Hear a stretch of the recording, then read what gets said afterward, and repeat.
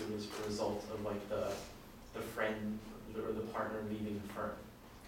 He was saying the partner left the firm, he doesn't know how to do anything by himself. And, you know, because of that, he's not going to be successful and, you know, he's going to be bankrupt. So let me put it this way. When I heard the sentence from you, read the whole thing, the first sentence again. Okay. So I can't succeed by myself. My partner's leaving the firm. I'm going to be bankrupt. So it goes like this.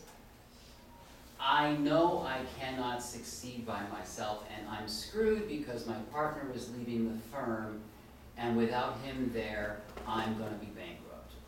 That's all one belief. The part to start with is that I can't succeed on my own because we cannot control the partner. Or so what's in his control is the idea that he can or cannot succeed on his own. Okay. But those things were not separated. That's a mental process that we call catastrophizing. So in the end, where he said he's fast and he's good at tallying, Mm-hmm. how did you said you repeated that back? Okay, I repeated it back, but I took out at inventory. So that those just became skills that he had without a context. Okay. So he said, so when I'm doing that, I'm quick and I'm Good at tallying. very accurate and I'm this. So you're quick and you're accurate and you're good at tallying.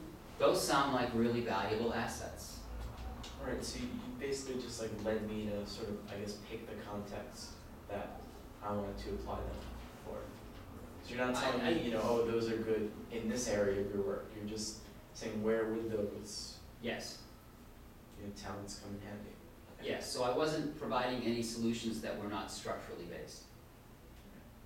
So you take the belief, the hard metal band that's keeping you locked with little blinders on it, you soften the whole thing up. And in this case, there was a wonderful opportunity once he said, well, I'm this and I'm this and I'm this, to say, well, when I'm doing this, I'm this and this and this. So when you're doing that, you're this. So you really are quick, efficient, on top of things, able to tally really quickly. Those are valuable skills, aren't they?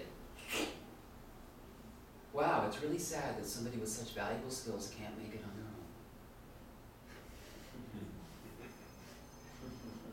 own. Anyway, next group.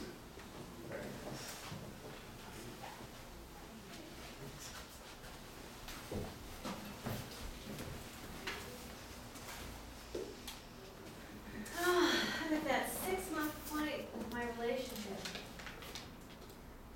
Your relationship with who? My Okay. So you're at a 6-month point in your relationship with your boyfriend. What do you mean by 6-month point specifically? You know, it's when the rose-colored glasses come off and all the little things start to bother me. Okay, so it's when all the rose-colored glasses come off and all the little things start to bother you. So what are the little things that are bothering you, or what are you having trouble relating to? Well, he's a pleaser, and it really annoys me when he won't take a stance and when he just says, well, whatever you want to do, dear. I just want to make you happy.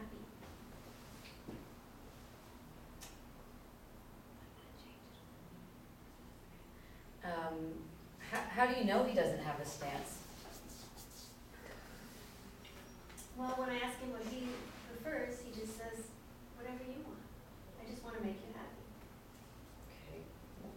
What would happen if he did take a stance and make a decision? I think I'd feel relieved, and if I didn't like his stance, then at least it'd be something to negotiate, talk about. What happens if he doesn't ever take a stance and continues to do whatever you want? I can see that I'm getting angry and frustrated when he has no opinion. So I'm losing respect for him. You're losing respect for him? In those moments.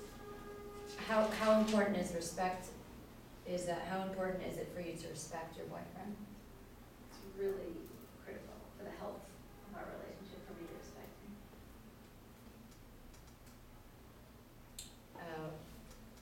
And I don't know how to get him to speak up.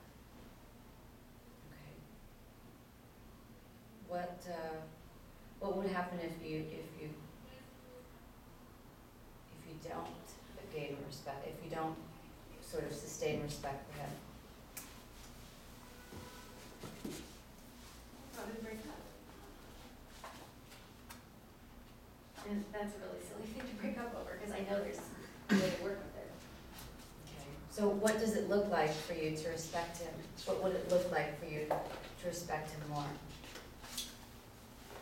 Well, when we're making plans for him to have an opinion, or can say, you know, I'd like either Mexican food or Italian, or, no, I don't wanna go to the ballet, but I'd like to go to the opera, or, you know, just to have some sort of input. I would respect that he has opinions, substance.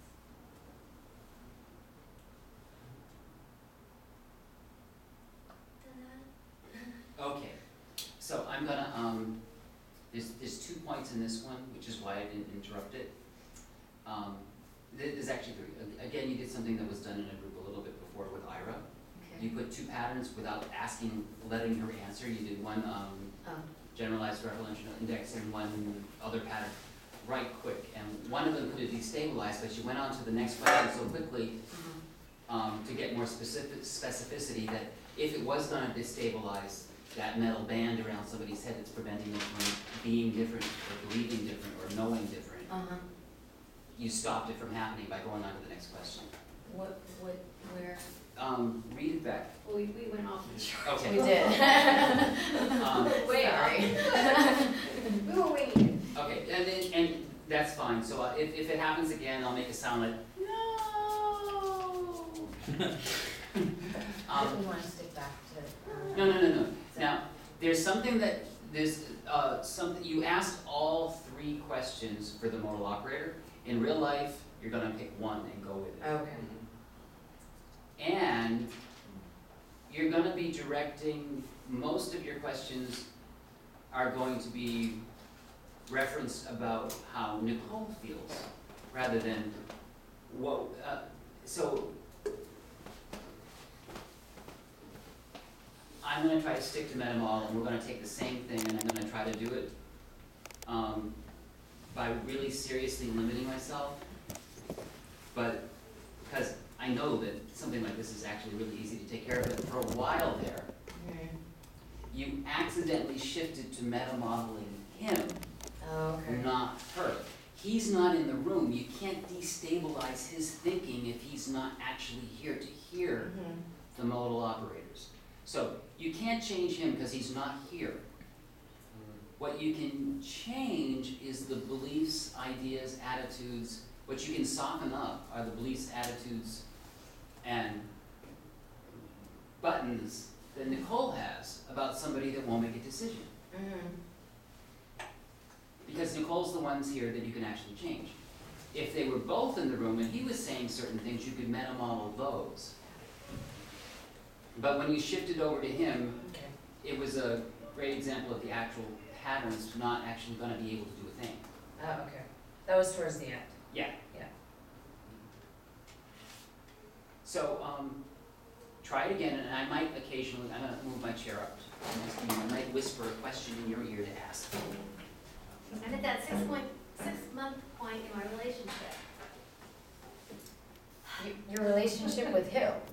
My boyfriend. Okay, so that's just a generalized referential index. Who the hell are we talking about? Okay, next. What do you mean by 6 months point specifically in your relationship with your boyfriend? It's when my rose-colored glasses come off and little things start to bother me about our relationship, or about any relationship. Little things start to bother you in your relationship, okay? So, what are you having trouble relating to? I'm having trouble relating to the fact that he's such a pleaser, that I feel like he won't take a stance if he doesn't have an opinion about something. He always just says, you know me, I just want to do whatever you want to make you happy here. What would happen if he did take a stance? I'd be relieved to know what he's thinking or feeling. While these these are useful questions, they're not gonna really destabilize, because you're actually moving into the I know, place I where you're- realized that as it was So, exiting my mouth, but so like, this is gonna go in a different direction than just playing with structure, but we'll just Okay. see where the hell it goes. Yeah. So, one of the things that's implied is that in every relationship at 6 months, the rose-colored glasses come off. Mhm. So, do they always come off exactly at 6 months? I would ask that when she said that. Yeah, try it, see what happens. It's just gonna create a different direction. No, but 4 to 6 months, usually I have a pattern, I notice that. And how, now, it's also an unspecified verb, so how specifically do you take off the rose-colored glasses? I just start getting, my judgments start getting in the way, my, critical thoughts. So, at this point, you start to be critical of someone. Yeah, So, I mean, in the beginning it might have been charming, but now I thought, okay, so now that the rose-colored glasses are off and you're being critical, must you be critical? So I'm trying to lead it to a modal operator. no, it's just habitual. I mean, I don't have to be critical. So you're used to being critical at this point in your relationship. Well, in hindsight, yeah, I see that about Okay, myself. so what stops you from not being critical?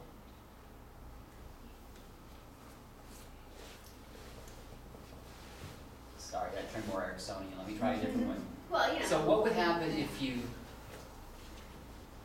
didn't be critical? If you didn't feel the need to be critical?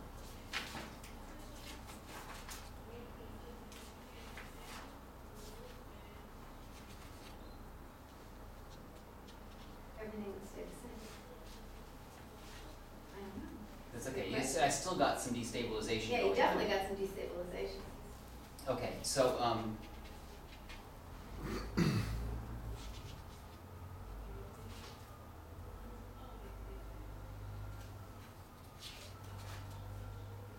trying to stick on. Actually, what I'm personally interested in this is Uh-huh. how do you help someone have, speak up? Oh, okay, so, how do you help someone speak up?